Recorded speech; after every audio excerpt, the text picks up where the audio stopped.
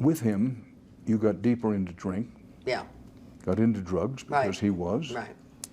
He eventually, I don't want to dwell on it, but pretty serious thing for a man to take out a woman's two front teeth. Yeah.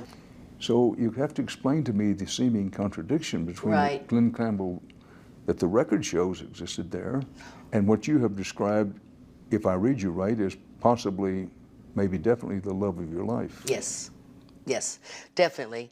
And I will have to take a lot of that. I will have to say that I was very young and, you know, knew how to push the buttons. And I thought there was more fish in the sea.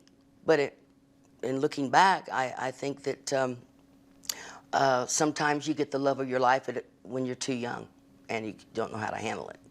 And so I think that was me. I was trying to help him get off drugs, and when I was trying to help him, then I got on him. So it was that time during the 80s, everybody was doing it. It wasn't like it was something that...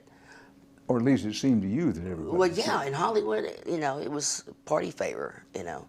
But I know how he is when he's straight, and you can't find a better person.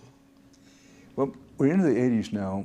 You've gone through this period where you're drinking too much by your own acknowledgement, drugs too much. Career takes a dive, doesn't it? No, well, yeah. I was out in California, and I was in between record deals, and I didn't really sit around and think too much what was going to happen, and so I decided I better get back to work. And my dad came out and physically moved me from LA back to Nashville. And that was a real rebellious time for me. But when I asked my dad, I said, I'm ready to go back to work. He goes, well, nobody wants you now. He said, you're record label poison. Nobody wants to sign you. And I went, what? I can't believe that. No, set me up an appointment. You know. So he did. He set up an appointment with Capitol Records. And he said, listen here, you go in there and you just be honest with them. You tell them there's a few things you've done that they've heard about, and a few things you ain't done they've heard you have. So he said, just be honest with them.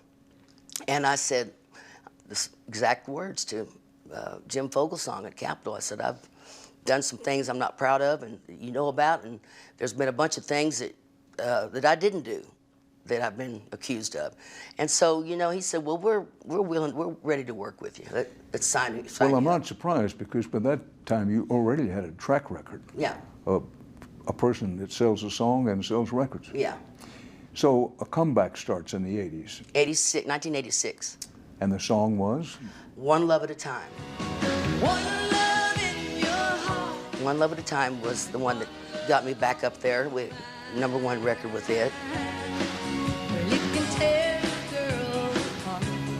I just need one love at a time. Another love, just another love. Right behind that, Just Another Love, which was another Paul Davis song, Paul Overstreet. And the mother said, I won't take less than your love. And right after that, we had another one with I Won't Take Less Than Your Love, which I did with Paul Overstreet and Paul Davis. Just bam, bam, bam, bam, bam. And you're back. And we're back. Big time. Yeah. You come out of the 80s, you go into the early 90s, you're still singing, you're still appearing, still have hits in the 90s? Well, let's see, we had Strong Enough to Bend, Baby I'm Down to My Last Teardrop, another Paul Davis song. Well, you've been so good about taking me through your career, and I really appreciate you being in the moment here. What makes you angry, Tanya Tucker? What makes you angry at this age and stage of your life? Oh, there really isn't a whole lot of things that make me angry. I don't, nothing different than anybody else. I mean, I don't like to be lied to. I don't like to be talked down to. I mean, it's just the normal stuff.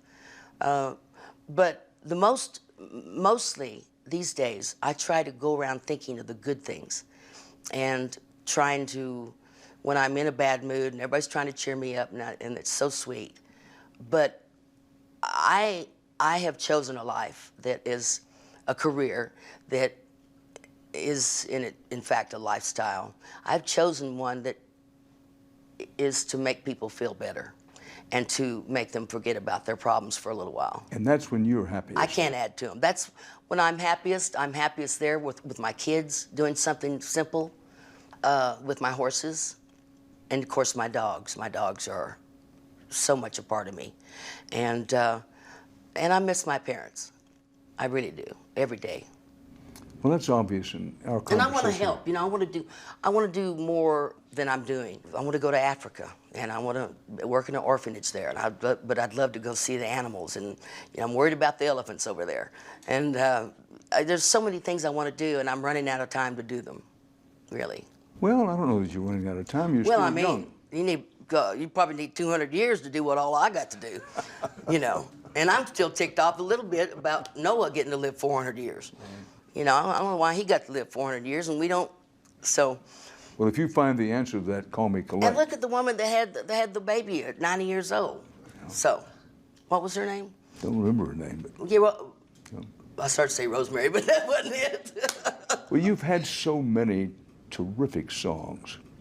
If you have to pick one song that you want to be remembered for and by, what would it be? Delta Dawn. You didn't hesitate about it? No. Delta Dawn will always be my favorite song. It is sentimental. It is, in a strange way, just sort of one of those things that you think always was meant to be. It was in a little box somewhere and under the chair, and I happened to find that little box and open it up, and there was the beginning of my career. And I just think that song, we all want a song like that. Everybody wants a song like that that'll be a hit no matter what year it came out. And some people sing a lifetime, and sometimes people sing a lifetime at a very high level and never have a hit the likes of that. Absolutely. And to have the first hit, the first one, if you knew all the circumstances about me and my dad flying to Nashville, and we didn't have money to fly to Nashville. He didn't think to ask the record label for the money, you know? And stay at the hotel at the King of the Road in Nashville for 2 weeks. He went home, we had 20 bucks. He had probably 20 bucks in his pocket. But my dad is the soul to me. I give him all the credit. I think if, you know, I would have listened a lot more during those times when my life kind of went off the track, that I wouldn't have some of the problems I had later on in life. You know, he had the best interest for me in mind, and I hear his voice all the time when I'm talking to my girls or my son. I just hear him right here because I'm saying the same words he's saying, and they're not taking it. they're not receiving it. And but I know that later on, as long as I plant that seed, that later on they'll learn it.